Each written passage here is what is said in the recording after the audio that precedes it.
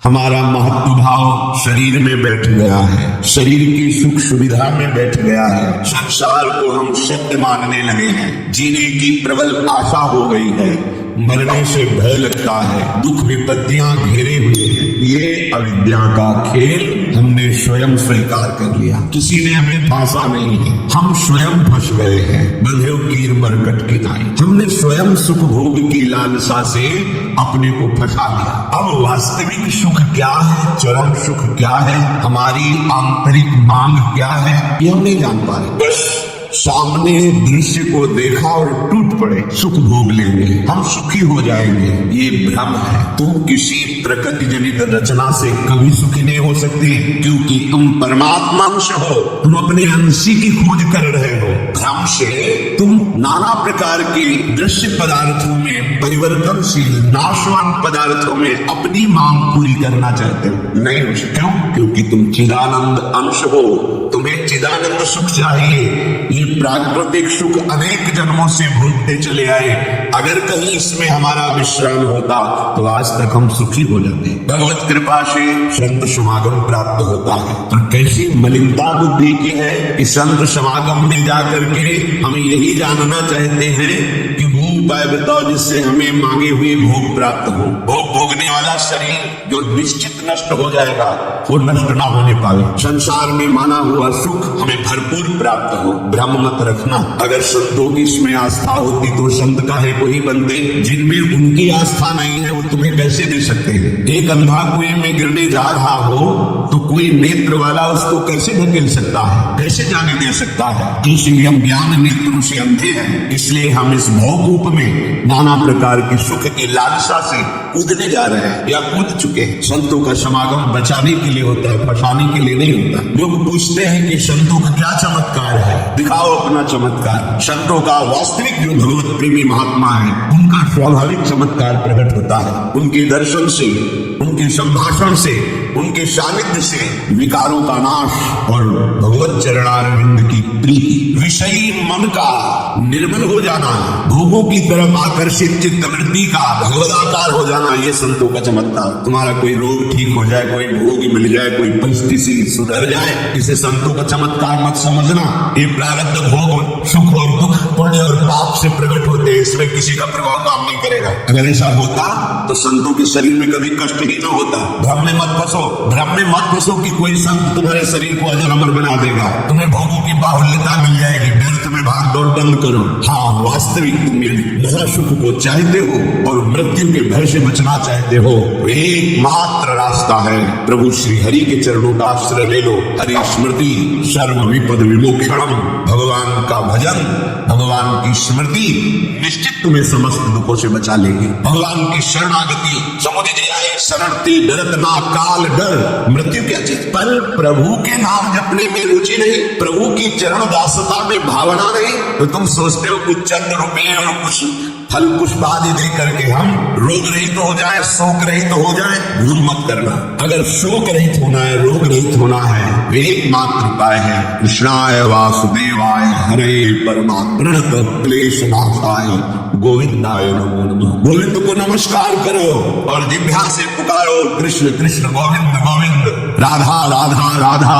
निश्चित जन्म जन्म के अशुभ नष्ट हो जाएंगे, आप स्वयं परम सुखी हो जाएंगे, शरीर राग नष्ट हो जाएगा, ऐसा अद्भुत सुख मिलेगा, कृतकृत्य हो जाओगे। पर अब इस मार्ग में चलने के लिए जब कदम रखोगे तो असत वृत्तियों का त्याग करना होगा, यही सब फेल हो जाते हैं। वो ऐसा शॉर्टकट ढूंढते हैं कि कुछ हम कमाए हुए पापा चरण से चंद रुपए आपको देते, आप हमें संभाल लेना। भूल मत करना, कभी ऐसा नहीं हो सकता। नाली के पानी से हाथ धोने से कभी हाथ पवित्र और निर्मल नहीं होते हैं। ऐसे मलिन आचरण करके कमाए हुए धन से कभी तुम्हें पवित्रता प्राप्त नहीं हो सकती। ये सब नाटकबाजी मन की है। वहां चलो तुम्हारा सुधर जाएगा, कुछ नहीं सुधरेगा जब तक तुम सुधारना नहीं चाहोगे। तुम सुधारो अपने आप को, किसी का आशीर्वाद कोई काम नहीं करेगा जब तक तुम अपने आचरण नहीं सुधारोगे। तुम खाओ मांस, पियो मदिरा, करो व्यभिचार, नाना प्रकार की हिंसात्मक वृत्ति भगवान भी नहीं माफ करेंगे, चाहे आप भाग के चले जाओ। अधर्म आचरण करने वाले को भगवान कहते हैं मैं साक्षात काल रूप से दंड देता हूँ। शरणागत होकर नियम के अनुसार चलोगे तो भगवान तुम्हें दुलार करेंगे, माँ की तरह। ये सिद्धांत है। नाटकबाजी में फंसो तो फंसो, सिद्धांत से चलोगे तो कभी धोखा नहीं खाओगे, आनंद में मगन रहोगे। पर सिद्धांत में चलने के लिए असत त्याग करना होता है, इसीलिए सब फेल हो जाए। कोई बिरला गुरु कृपा पाकर ही कदम आगे बढ़ाता है। भीड़ भागम दौड़ केवल वासनाओं की पूर्ति के लिए तो भ्रम में मत रहना। किसी का आशीर्वाद, किसी की कृपा तुम्हें वासनाओं से नहीं बचा सकती। एकमात्र उपासना ही वासना से बचा सकती है। और उपासना तुम करने के लिए जब तैयार होगी तो ये गंदी बातें, गंदे आचरण ये आपको त्यागना होगा। बस यही तुम्हारी गाड़ी फेल है। ये हम नहीं त्याग सकते तो फिर तुम्हें कोई बचा भी नहीं सकता। लिख लो, अपने दिमाग में लिख लो, अगर बचना है तो एकमात्र मामेर ए प्रपद्यन्ते माया में तांतरम। जितना भी समझाओ ये पागलपन छोड़ते ही नहीं। बस कोई जंतु ऐसा हो, कोई भसम ऐसी हो, बस हम नाटक में रिझना चाहते हैं। अरे यदि वो तुम्हें सुखी कर सकता है तो वो खुद क्यों सुखी नहीं हो जाता? तुम नहीं सोच पा रहे हो, पागल हो। यदि वो तुम्हें रोग रहित कर सकता है तो खुद क्यों नहीं रोग रहित हो जाता? यदि वो तुम्हारे को चमत्कार दिखा सकता है तो अपने को चमत्कार दिखाकर प्रभु का साक्षात्कार क्यों नहीं कर लेता? पागल बन रहे। सिद्धांत को समझो, तब लगे कुशल न जीव कहो, सपने हो मन विश्राम, जब लगे भजन राम कहो, शोक धाम तुझ का। जब तक शोकों का खजाना एक कामनाएं, इन कामनाओं को प्रभु के चरणों में समर्पित करके भजन नहीं करोगे, स्वप्न में भी सुख नहीं मिलेगा। जागृत की बात जाने, जो चाहते हैं नित्य सुख और मन को विश्राम, यही सब चाहते हैं। दुख का मुंह न देखना पड़े, मन हमारा प्रसन्न रहे, शांत रहे, कोई कामना हमें जलाए ना। है मां हित द्रोह हित सो भजत रहो, पल पल श्यामा श्याम श्यामा श्याम श्यामा श्याम। तो ये करना नहीं, तुम्हें भजन करना नहीं, पवित्रता से रहना नहीं, आचरण सुधारने नहीं, मनमानी आचरण करना है तो भगवान तुम्हारे हृदय में बैठे कुछ नहीं कर पा रहे। देख लो ना, सबके हृदय अथत विकारी, सकल जीव जग दीन दुखारी। सबके हृदय में अखंड आनंद परमात्मा विराजमान है, लेकिन साथ दुखी है, साथ क्लेशित है, अशांत है। क्यों? कहा वेद कारण रखा भजन प्रभाव शब्द शुद्धि। भजन नहीं कर रहे, इसलिए भजन के बिना कुछ नहीं हो सकता। मान लो हमारी बात, कहीं भागने की जरूरत नहीं। राधा राधा राधा सब ठीक कर देंगी लाडली, बड़ी करुणा में। यदि आप भजन नहीं करोगे तो वारी मथे गंध हो बर सिकता ते बर तेल, बिन वारी भजन न भावतरी या सिद्धांत अपेल। इसे कोई काट नहीं सकता, अपेल सिद्धांत है। निश्चितम बदामि तेन अन्यथा वचांस में, अरे भजन ते नरा बहुशादर तर। पानी को मथ करके बड़ा चमत्कार कर ले, घी निकाल ले, हो सकता है। बालू को पेड़ करके तेल निकाल सकते, हो सकता है। असंभव को तुम ये संभव कर सकते हो, पर भजन के बिना तुम दुख से निवृत्त नहीं हो सकते। गोस्वामी जी का ये अटल विश्वास, महापुरुषों का अटल विश्वास, शास्त्र का अटल आदेश, बिना भजन के तुम्हारे अशुभ कर्म नष्ट नहीं होंगे और अशुभ कर्म नष्ट हुए बिना तुम सुखी नहीं हो सकते। सिद्धांत से चलोगे तो सुखी हो जाओगे, नहीं भटकते घूमोगे, पूरा जीवन नास्तिकता और अश्रद्धा में उतर जाएगा। सिद्धांत से चलोगे तो कृतकृत्यता का अनुभव होने लगेगा और नाच नाच कर कहोगे वाह, संत समागम का क्या फल होता है। ये मैं ताक पायो जी पायो मैंने, राम रतन धन पाए। मारा घूम रहे हैं, कोई औषधि मिल जाए, कोई भस्म मिल जाए, कोई जंतुर बांध दे, कोई आशीर्वाद दे दे। अरे पागल हो, तुम्हारे कर्म ही तुम्हें दंड देंगे, तुम्हारे कर्म ही तुम्हें सुखी करेंगे। हाँ, हम कैसे अपने कर्मों को सुधारें, ये है संत समागम। आप अपने द्वारा अपना उद्धार कीजिए, कोई तुम्हारा उद्धार नहीं कर सकता। उद्धार की युक्तियां, उद्धार का मार्ग, उद्धार के सिद्धांत और सहयोग ये संतों से प्राप्त होता है। आशीर्वाद से उद्धार नहीं होता, आशीर्वाद से सुख दुख की निवृत्ति नहीं होती, वो ज्ञान से होती। उसके लिए आपको भजन करना पड़े, सत्य आचरण में चलना होगा, दुख को सहना होगा, सुख को दबाना होगा, उसमें अभिमान करके फूलना नहीं होगा। तब आप उस महासुख में पहुंचोगे जिसे चरम अवस्था का सुख कहते हैं। संत समागम दुर्लभ इसी बात के लिए। इसका मतलब ये नहीं छूछा करके तुम्हारे दुखों का नाश हो जाएगा। भाग लो, पूरे ब्रह्मांड में जाओगे, कहीं सुखी हो जाना तो बताना हमें आगे। समझना ही नहीं चाहते। भगवान कृपा करके बोल रहे हैं और उनकी तो बात क्या है, अब समझ। श्री भगवान कह रहे हैं इदं कृते प्रियतमम् वक्ष्याम्यनसूयवे ज्ञानम विज्ञान सहितम यदि ज्ञात्वा मोक्षसे शुभात्। ये मैं तुम्हें बहुत बुरी बात कह रहा हूँ। क्या होता है जब हृदय की बात कुछ कहने को आती है तो बार बार कहा जाता है क्या अन्यथा मत सोचना, सत्य शब्द सत्य कह रहा हूँ, ये बात तुम केवल समझ लीजिए। मतलब वो विवश होकर अपने हृदय की बात तुम्हें दे रहे हैं, जो छुपाए रखे जीवन को वो तुम्हें दे रहे हैं, पर अनाधिकारी होने के कारण वो बात पकड़ नहीं पाती। संतों की बात में ही तुम्हारा कल्याण छुपा हुआ है। उनकी बात मान लो, फिर आप देख लो कैसे आपकी अध्यात्म उन्नति होती है। आप जो भी करेंगे वो अहम की धरा से होगा। अहम की धरा लोग लोकांतर तक ले जा सकती है, लेकिन जीवन मुक्त नहीं कर सकते। जीवन मुक्त होने के लिए अहम का विसर्जन चाहिए, वो होता है गुरु कृपा। संतों के वचनों से विश्वास कीजिए, बिना संत वचन गुरु वचन पर चले कोई जीवन मुक्त नहीं हो सकता। अगर जीवन मुक्त नहीं हुआ तो सब क्या क्रिया माटी हो गया। चाहे ब्रह्म लोग जाओ चाहे स्वर्ग लोग जाओ, आना तो नहीं पड़ेगा लौट के। तो फिर क्या हुआ, एक विशाल स्वप्न सुखद समझ लो, जगह तो फिर वही मृत्यु लोक की विशांति। भगवान के मैं बहुत बुरी बात बता रहा हूं, अत्यंत गोपनीय बात, गोपनीय जो अभी तक छुपाए रखा है हृदय में। ये जो ज्ञान सहित विज्ञानानंद घन का मैं तुम्हें वर्णन करूंगा, ये अनुसूय में दोष दृष्टि से जो रहित है वही समझ पाए। दोष दृष्टि से रहित जो भगवान अवतार लेते हैं तो मनुष्य जैसी लीला करते हैं, यही सुख देने के लिए तो अवतरित में अपनी महिमा से घटे हैं, उतरे हैं। अवतार का मतलब होता है अपनी महिमा से उतरना। भगवान की जो अनंत महिमा है उससे उतरते हैं, हम उनको देख पाए, उनसे बात कर सके, उनके साथ खेल सके।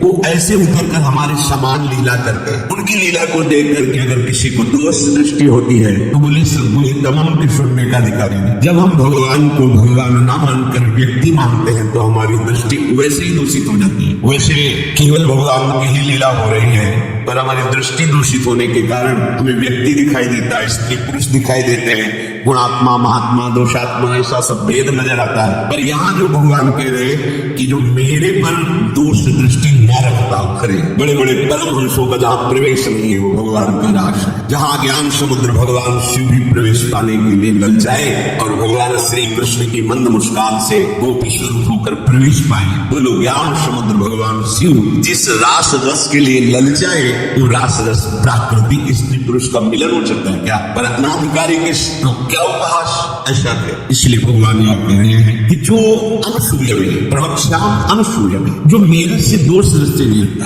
अब आप केवल मेरे ही आज्ञा का पालन करेंगे, मैं जैसा कहूंगा उससे एक कदम पीछे नहीं हटेंगे।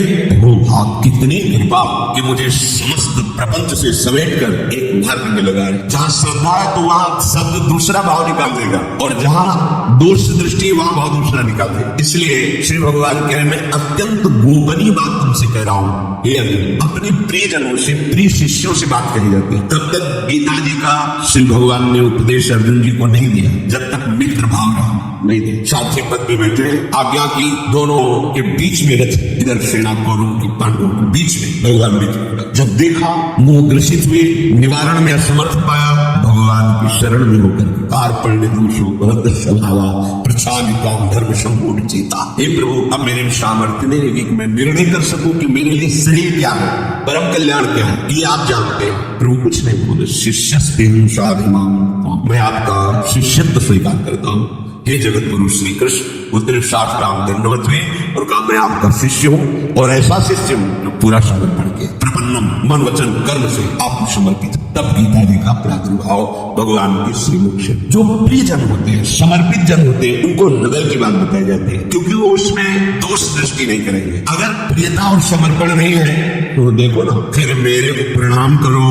मेरे को ही पूजा दो, मेरी आज्ञा में रहो, मेरे मन वाले बनो। फिर तुम उस परमात्मा को ऐसा समझो जो सारे जगत को, जिसे बर्फ में जल ही जल है, उसे व्याप्त करके विराजमान उस परमात्मा, उसी के आगे ही बोल रहे। देखो अब हम कोई एकदम बात कर रहे हैं, उस परमात्मा को नहीं, मुझ श्री कृष्ण मेरे में मन लगा, मेरे को प्रणाम करो, मेरे को नमस्कार। ये महापुरुष जन रास्ता देते, अब तुम्हारी कहाँ श्रद्धा टिकती, वो देखते हैं तुम्हारे लिए कोई आश्रय है, तुम्हारी खोज अभी पूर्वी की अभी खोज बकाया है, खोज हो तो खोज लो, नहीं तो वही पकड़ के बैठ जाए कि अब भले तो रंग करते बने, बिगड़े तो भर, अब बनेगी तो आपसे बनेगी, बिगड़ेगी तो आप। अब हमारा कोई आश्रय, ये अत्यंत गोपनीय बात हर एक के सामने नहीं कही जा सकती, क्योंकि इसमें भगवान अपनी खुद बात महिमा का वर्णन कर रहे हैं। अब इसे कोई बहुत हार थक के अब क्या करें, तो मान लो बात हमारी आंखों के सामने हो, जो जूठन में लिखा जैसा कहे वैसे करो। अगर अध्यात्म की भूमिका ना जागृत मिला तो कहना।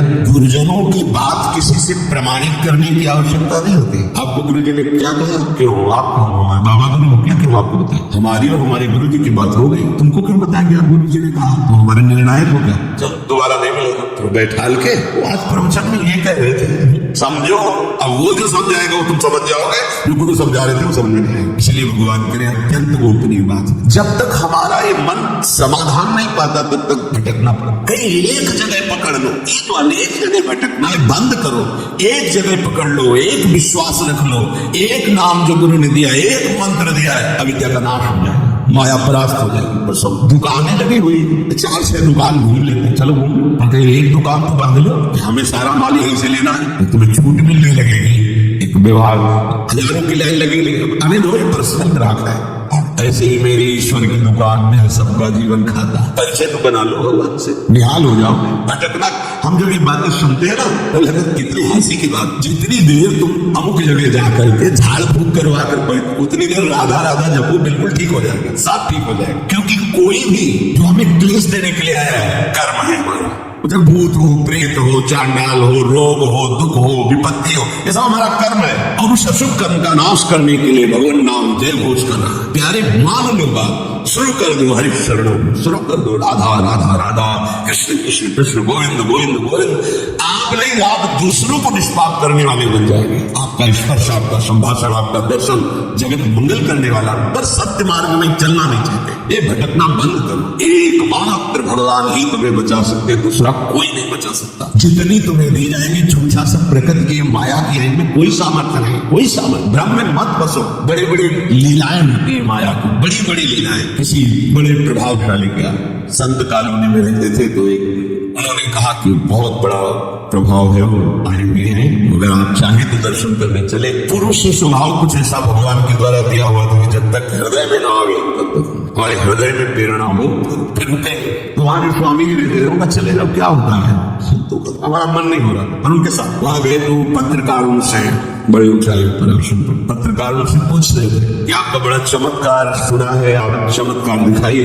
तो शुरू किया ऐसे करना, तो 10-20 लोग नाचने लगे, नाचते नाचते गिर गए। बड़ा जैसे किसी को मिर्गी आ जाती है, जैसे कम से कम 20 लोग, उनमें 10 स्त्रियां और कम से कम 10 पुरुष, अलग अलग सब बैठे थे, अलग अलग सब। हम भी खड़े थे भाई, और अगर उसका केवल प्रभाव ही पड़ता है तो हमारे ऊपर क्यों नहीं पड़ा, जो ले गए थे उनके ऊपर क्यों नहीं पड़ा, पत्रकार के ऊपर क्यों नहीं पड़ा, और क्यों नहीं पड़ा। तो पता अंदर से चला चिंतन से कि वो 20 उनके पर्सनल थे जो 20 जगह बैठे थे। किसी भी अगर ठंडी हवा चले तो सबको लगेगी ना, गर्म हवा चल रही तो सबको लगेगी ना, 10-5 को हवा लगे फिर ना लगे। जब हम चमत्कार दिखाएंगे तो उसमें पात्रता नहीं देखिए, चमत्कार का ये मतलब होता है पात्रता नहीं। अगर गर्म तो सबको गर्मी लगेगी, ठंडी तो सबको ठंडी लगेगी। संतों का चमत्कार केवल एकमात्र भगवान के चरणों में प्रीति होता है, अन्यथा नहीं। ध्यान रखो, फल निकाल, हमने तो ऐसे भी दर्शन दिया, ऐसे स्वर्ण की सिक्काएं गिरी, थोड़ी देर बाद गए, जादू तमाशा जब होता है। क्या इससे तुम्हारा कल्याण हो जाएगा? पहले सोचो, तुम भाग भाग के जा रहे हो, इससे तुम्हारा कल्याण हो जाएगा? इससे तुम्हारा किसी एक का दुख निवृत्त हुआ हो तो किसी कहते हैं संसार के राग को, पहले समझो दुख किसे कहते हैं, संसार शरीर के राग को। ये कहीं चमत्कार से नष्ट हुआ तो हमें बता देना, ये कभी भी नष्ट हुआ है तो गुरु का आश्रय लेकर भजन करने से। ये चमत्कार, कोई पुण्य का क्रम ऐसा है, तुम्हारा दुख नष्ट हुआ, तुम आ गए थे तो तुम्हारी वाहवाही हो गई। हमारी तो समस्या समाधान, क्या समस्या,